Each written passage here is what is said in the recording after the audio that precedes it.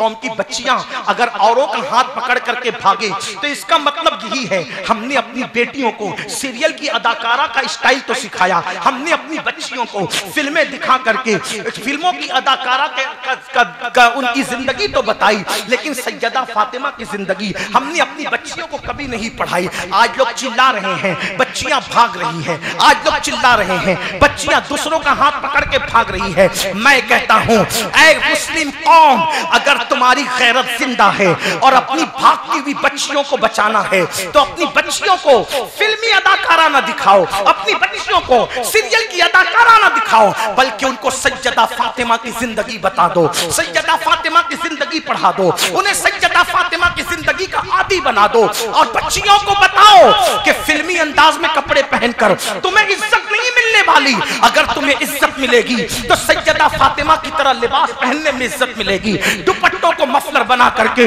अगर कौम की बच्चियां घूमेगी तो उनको इज्जत नहीं मिलेगी। अगर इज्जत मिलेगी तो सैयदा फातिमा के नक्शे कदम पर चलते हुए मिलेगी। अंदाजा तो करें, बाबा के विसाल के बाद 6 महीने तक कभी नहीं मुस्कुराई, लेकिन एक दिन मुस्कुराई। और मुस्कुराने की वजह क्या थी, जरा तवज्जो करना। एक मर्तबा हजरत सैयदा अल्लाह अकबर अस्मा बिनते उमैस से कहा, ऐ बिनते उमैस, मैं फिक्रमंद हूँ, मुझे फिक्र है। बल्कि अस्मा बिनते उमैस ने पूछा था, सैयदा पाक कुछ दिन से मैं आपको बहुत मुतफक्किर देख रही हूँ, बहुत फिक्र में देख रही हूँ। सैयदा पाक आप फिक्र किस बात की करती हैं, आपको फिक्र किस चीज की है? तो सैयदा फातिमा ने फरमाया, अस्मा मुझे एक बात की फिक्र सता रही है। बाबा ने जिस वक्त के लिए कहा था मुलाकात के लिए, अब मुलाकात का वो वक्त आना चाहता है, मुलाकात का वो वक्त करीब आ रहा है और अनकरीब मैं दुनिया छोड़ करके अपने बाबा के पास चली जाऊंगी, अपने बाबा से मुलाकात कर लूंगी। लेकिन ऐ अस्मा मुझे एक फिक्र हो रही है कि जिंदगी में मेरे बालों को किसी ने नहीं देखा, जिंदगी में मेरे दुपट्टे को किसी ने नहीं देखा, जिंदगी में मेरे कपड़ों को किसी ने नहीं देखा, मेरे जिस्म को किसी ने नहीं देखा। ऐ अस्मा जब मेरा इंतकाल हो जाएगा तो मदीने वालों का तरीका यह है कि वो घाट पर चारपाई पर मैयत को डाल करके कब्रिस्तान ले जाते हैं। ऐ अस्मा मुझे फिक्र हो रही है, जीते जी तो मुझे किसी ने नहीं देखा, लेकिन विसाल के बाद जब मेरा जनाजा घाट के ऊपर रख करके जाएगा तो लोगों की नजर मेरे जिस्म पे पड़ेगी। अल्लाह अकबर, यही मुझे फिक्र सता रही है, यही फिक्र मुझे खाई जा रही है कि लोगों की नजरें मेरे जिस्म पे पड़ेगी विसाल के बाद। आप मुझे बताएं, हुसैन जैसा बेटा ऐसी ही गैरतमंद माँ के शिकम से जलवगर होता है, ऐसी ही गैरतमंद माँ की पेट में आता है, ऐसी ही गैरतमंद माँ की गोद में आता है। अल्लाह अकबर। अस्मा बिनते उमैस कहती है, सैयदा आपके दुख का इलाज मेरे पास है, आपके दुख का मदावा मेरे पास है। सैयदा ने पूछा वो क्या?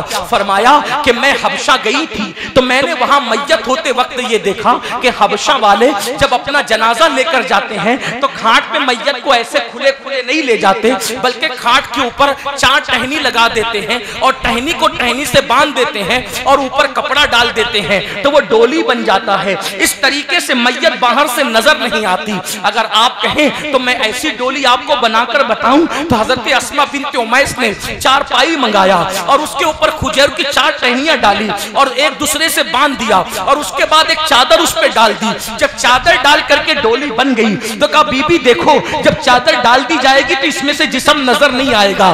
तो अपना जनाजा देखकर सैयदा मुस्कुरा पड़ी और कहने लगी, अल्लाह का शुक्र है कि दुनिया से जाते हुए भी मेरी हया का इंतजाम हो गया।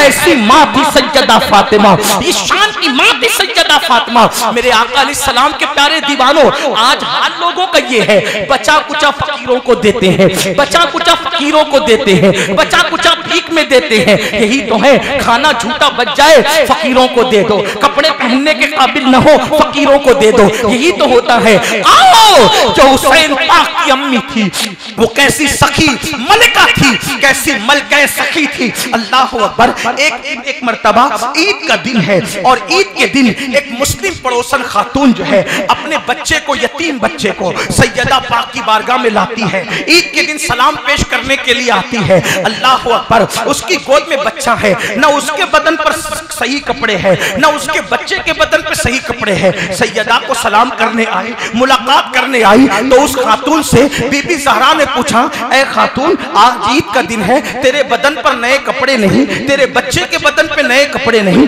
वजह क्या है? तो उसने कहा बीबी इसीलिए तो आई हूँ, मुझे ख्याल आया कि मेरा बच्चा आपके हसन और हुसैन का हम उम्र है, मेरा बच्चा हसन और हुसैन का हम उम्र है, तो आज ईद के दिन आपने अपने बच्चों को नए कपड़े पहनाए होंगे, तो जो पुराने कपड़े आपने अपने बच्चों के उतारे हैं वो कपड़े मेरे बच्चे को मिल जाएंगे, तो वही कपड़ा उतारा हसनैन का उतारा पहना दूंगी।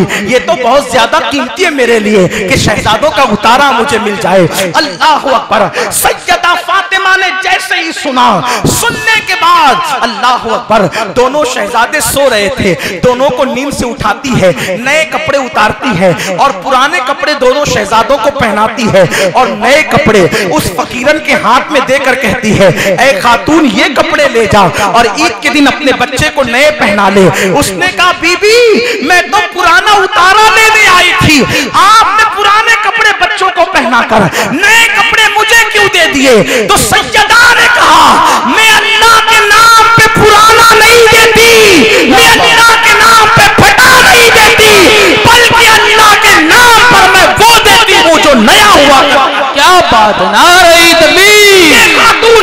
ये खातून है सैयदा फातिमा ज़हरा। इसीलिए हजरत नसीरुद्दीन नसीर कहते हैं, आओ दरे ज़हरा पर फैलाए हुए दामन, नस्लें हैं करीमों की लजपाल घराना। क्या बात, बहुत जिंदाबाद जिंदाबाद, सुभान अल्लाह। इमाम हुसैन से किसी ने कहा, हुसैन तुम्हारी माँ बड़ी नेक और पारसा थी, आपकी आंखों में आंसू आ गए।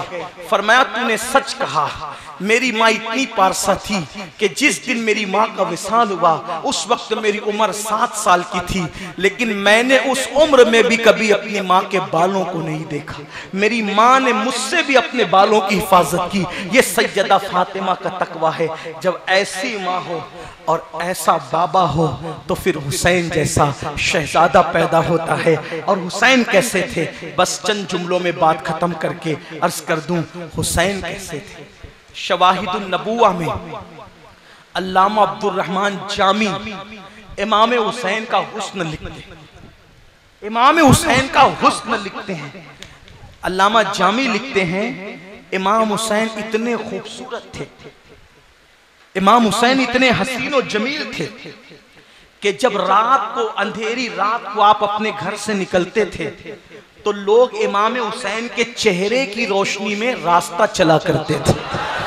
सुभान अल्लाह। ये अल्लामा जामी लिख रहे हैं और उसको मेरे इमाम कैसे बयान करने जरा सुने। जामी ने नस्र में लिखा और मेरे इमाम ने नज्म में लिखा, और उसको, उस खानदान की शान को मैं अपने अंदाज में आपके सामने पेश करता हूं।